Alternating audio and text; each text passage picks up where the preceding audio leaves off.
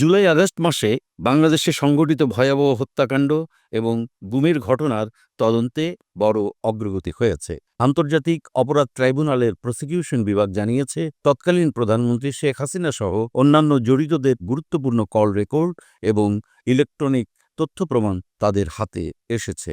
সোমবার ট্রাইব্যুনালে এই মামলার শুনানিতে প্রসিকিউশন বিভাগ আদালতের অনুমতি চেয়ে জানায়, এসব তথ্য যাচাই-বাছাই করে অপরাধ তদন্ত বিভাগকে আরও সহযোগিতা করা হবে। আদালত এনটিএমসি এবং অন্যান্য সংশ্লিষ্ট সংস্থাগুলোকেও এই বিষয়ে তথ্য প্রদানে সহযোগিতার নির্দেশ দিয়েছে।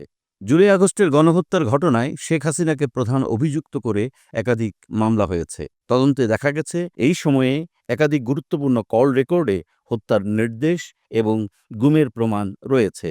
প্রসিকিউটর তানভীর হাসান জোহা জানান, হত্যাকাণ্ডের আলামত ধ্বংস করতে সব ধরনের পদক্ষেপ নেওয়া হয়েছিল। প্রসিকিউশন আরও জানিয়েছে, যাত্রাবাড়ী ও গাজীপুরে সংঘটিত গণহত্যার ঘটনায় 2 পুলিশ সদস্যকে আগামী 20 জানুয়ারি হাজির করার নির্দেশ দেয়া হয়েছে। তদন্ত প্রক্রিয়ায় ন্যাশনাল টেলিকমিউনিকেশন মনিটরিং সেন্টার সহ কয়েকটি প্রতিষ্ঠানের বিরুদ্ধে অসহযোগিতার অভিযোগ তুলেছে প্রসিকিউশন। আদালত এ বিষয়ে সুষ্ঠু সমাধানের নির্দেশ দিয়েছে। গণমাধ্যমে ব্রিফিংয়ে প্রসিকিউটর আরও জানান, গুমের বিষয়ে প্রযুক্তিগত গুরুত্বপূর্ণ তথ্য পাওয়া গেছে, যা তদন্তে সহায়ক হবে।